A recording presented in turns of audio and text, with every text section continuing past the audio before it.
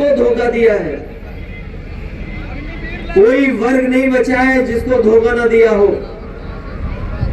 BJP के लोगों ने कहा कि हमारे किसानों की आय दोगुनी हो जाएगी, हमारे किसान भाई यहां बैठे होंगे, उन्होंने बड़ी मेहनत से फसल तैयार की होगी, लेकिन अभी तक जो कीमत सरकार को देनी चाहिए वो कीमत भी सरकार नहीं दे पाई।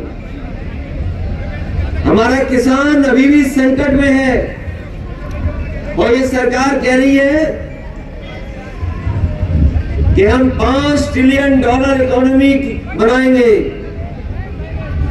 ये सरकार के बड़े बड़े लोग जो दिल्ली में बैठते हैं वो ये कह रहे हैं कि हम $5 ट्रिलियन की अर्थव्यवस्था बनाएंगे, और हमारे उत्तर प्रदेश के मुख्यमंत्री कह रहे हैं कि हम $1 ट्रिलियन की इकोनॉमी बनाएंगे। हम अपने गरीब और किसान भाइयों को कहना चाहते हैं, जब तक हमारे गांव के रहने वाले गरीब किसान खुशहाल नहीं होंगे तब तक न $5 और न $1 ट्रिलियन की इकोनॉमी पूरी हो पाएगी। जब हमारा किसान और गरीब, तमाम बातें मैं उन पढ़े लिखे नौजवानों को कहना चाहता हूं कि हम और आप लोग जब पढ़ेंगे लिखेंगे तभी आगे बढ़ पाएंगे। और जो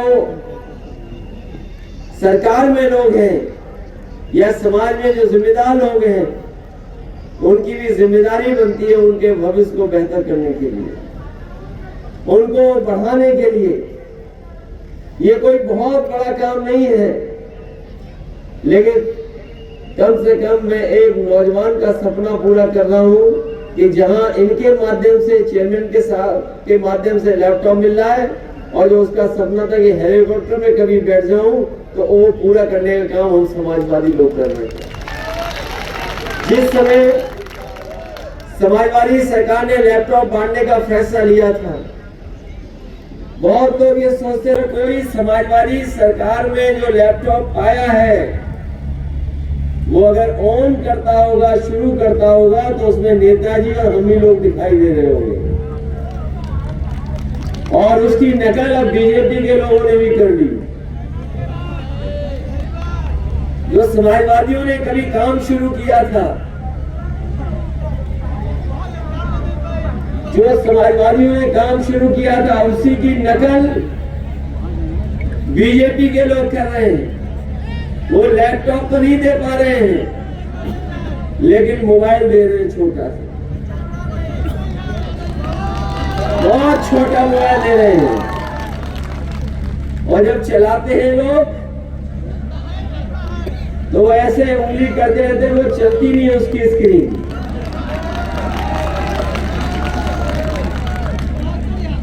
और उन्होंने अपने घोषणा पत्र में लिखा था कि वो लैपटॉप देंगे, लेकिन बीजेपी की सरकार ने किसी को भी लैपटॉप नहीं दिया पढ़ने वाले बच्चों को। और 10 साल का हिसाब किताब इन्हें देना, इसलिए ये बुनियादी सवाल नहीं उठाएंगे। 10 साल दिल्ली के सरकार के और 7 साल उत्तर प्रदेश की सरकार, बताओ 17 साल का हिसाब किताब क्या है इनका? डबल इंजन की सरकार का हिसाब किताब क्या है? इन्होंने केवल गरीबी, बेरोजगारी और महंगाई बढ़ाई है। इन्होंने जनता को दुखी किया है। हमें उम्मीद है आने वाले चुनाव में आप सब लोग मिलकर के समाजवादी पार्टी को मजबूत बनाने का काम करेंगे। ये वो इलाका है जहां पर किसी का कोई वोट नहीं निकलेगा, सब वोट समाजवादियों का होगा। ये बहुत पुराना समाजवादियों का गढ़ है। हमें उम्मीद है कि आप सब लोग मिलकर के समाजवादी पार्टी की मदद करेंगे। मैं इन्हीं शब्दों के साथ अयाज खान साहब का धन्यवाद देना चाहता हूँ। राकेश वर्मा जीत गए थे, इन्हें हरा दिया। इन्होंने प्रधानी जैसी बेईमानी कर ली, जैसे प्रधान आ जाते हैं उसी तरह की बेईमानी की। और अभी तो हमारे नौजवानों ने सोशल मीडिया में देख लिया होगा कि चंडीगढ़ में किस तरीके से बीजेपी के लोगों ने बेईमानी की। कैमरे के आगे उन्होंने बेईमानी कर ली, जीता कोई, वोट किसी के लिए पक्ष में पड़ा। उस चुनाव अधिकारी ने पेन निकाल करके वोट खराब कर दी और रिजल्ट बीजेपी के पक्ष में कर दिया। बताओ सबने देखा कि नहीं देखा? के लिए फोन कर दिया तो हो सकता है पूरी जेब खाली कराने पुलिस। ये स्थिति पैदा करती है सरकार ने। और जो लोग दावा कर रहे थे कि जीरो टॉलरेंस हमारी कानून व्यवस्था है, जीरो टॉलरेंस करप्शन में है, इनके मंत्री लोग क्या कर रहे हैं, सरकार क्या कर रही है, उसकी कल्पना नहीं कर सकते आप। अगर कुछ किया हो तो बताओ सरकार ने। बिजली का बिल महंगा देना पड़ रहा है, सरसों का तेल महंगा खरीदना पड़ रहा है, दाल महंगी खरीदनी पड़ रही है, और हिसाब किताब लगा लो नमक की कीमत क्या हो गई है। बताओ, नमक भी महंगा कर दिया सरकार ने कि नहीं किया? जब इन्हें वोट चाहिए थे तो राशन में भी नमक दे रहे थे, राशन में भी नमक दे रहे थे।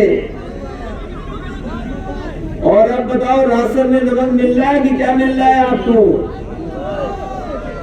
जो राशन में चना नमक सब छीन लिया, हमारे गरीब को दुखी कर दिया है।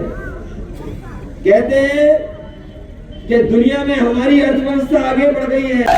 यही पीडीए गठबंधन इंडिया गठबंधन को मजबूत बनाने का काम कर रहा है। इंडिया गठबंधन और पीडीए रणनीति भारतीय जनता पार्टी का सफाया करने का काम करेगी। ये पीडीए हमारे 90% लोगों का संगठन है। 90% लोग हैं इसमें। हमारे दलित भाई हैं, पिछड़े हैं, अल्पसंख्यक भाई हैं, और जो पीड़ित दुखी अगड़े वो भी हैं, आधी आबादी भी है। ये 90% लोगों का गठबंधन वाला पीडीए है। यही एनडीए को सबक सिखाने का काम करेगा। चुनाव आने वाला है, चुनाव में अब समय नहीं है। बताओ, चुनाव आने वाला है कि नहीं आने वाला? जिले की खबर छपी थी कि कुछ अपराधी आए, उन्हें कुछ नहीं मिला, वो हंसिया लेकर के बैंक में घुस गए और हंसिए से ही बैंक लूट के चले गए। बताओ, ये पढ़ी अखबार में कि नहीं पढ़ी आपने? जो जीरो टॉलरेंस की बात कर रहे थे, उनकी सरकार में कानून व्यवस्था ऐसी है कि हंसिया लेकर के बैंक लूटी जा रही है। सोचिए आप, गांव में हंसिया जो खेत में खेती बाड़ी के काम में आता है, उसी को लेकर के बैंक में घुस गए और बैंक लूट करके चले गए। ये है जीरो टॉलरेंस। और भ्रष्टाचार तो इतना है, कहीं तहसील थाने पे चला गया अगर कोई गरीब, तो उसकी जेब में जो कुछ है सब अधिकारी निकाल लेंगे। और सुनने में आया है, जो समाजवादी लोगों ने पुलिस के लिए इंतजाम किया था 100 नंबर, अगर आपने 100 नंबर मिला दिया तो ये 100 नंबर वाली पुलिस जो नई बनी है, दोनों पक्षों से पैसा वसूल रही है आजकल। वो जा रहे हैं लखनऊ तक, जो जा रहे हैं नौजवान टॉपर हैं आपके बीच के, और उनका नाम है सावेज और दूसरे का नाम है अब्दुल्ला। जो टॉपर हैं वही जा रहे हैं लखनऊ, यहाँ से बैठ करके कम से कम एक उनका छोटा सपना हम लोगों ने पूरा कर दिया। लेकिन आप लोग सरकार बनवाएंगे तो बड़ा सपना पूरा होगा, बड़ा सपना हम लोग जो देख रहे हैं वो पूरा होगा। और सच्चाई में कहता हूं आपसे, नौजवानों को बेरोजगार बना दिया। 90% नौजवान बेरोजगार हैं और मजबूरी में रोजगार के लिए इधर उधर दर भटक रहे हैं। आज जो अपराध दिखाई दे रहे हैं वो बेरोजगारी के कारण भी हैं। और जिन नौजवानों को अच्छी नौकरी मिलनी चाहिए थी वो अपने परिवारों को छोड़ करके मजबूरी में लाइन में लग करके, बताओ, जहां पर युद्ध हो रहा है वहां पर जा रहे हैं नौकरी करने के लिए। जो सरकार कह रही थी हम करोड़ों नौकरी देंगे, ये नौकरी नहीं दे पाए। हमारे देश के नौजवान, खासकर उत्तर प्रदेश का नौजवान, मजबूरी में जिन देशों में युद्ध हो रहा है वहां जाकर के लाइन में लग करके रोजगार मांग रहे हैं। सोचिए, अपने परिवार को छोड़ करके जा रहे हैं युद्ध की जगह पर, केवल इसलिए जा रहे हैं कि अपना भविष्य बना ले, अपने परिवार की थोड़ी बहुत मदद कर दें। और जो सरकार दावा कर रही थी करोड़ों नौकरी की, उसने हमारे नौजवानों को बेरोजगार बना दिया। कह रहे थे निवेश आएगा 40 लाख करोड़ का निवेश आएगा उत्तर प्रदेश में, खुशहाल हो जाएंगे, लेकिन कहीं भी कोई उद्योग और कारखाना नहीं लगा। हमारे मुख्यमंत्री जी लैपटॉप चलाना नहीं जानते। वो अगर चलाना जानते होते, उसके महत्व को समझते होते, आज के समय की जो जरूरत उसको समझते होते, तो शायद वो भी लैपटॉप बांटते। घोषणा तो की लेकिन वो बांट नहीं पाए।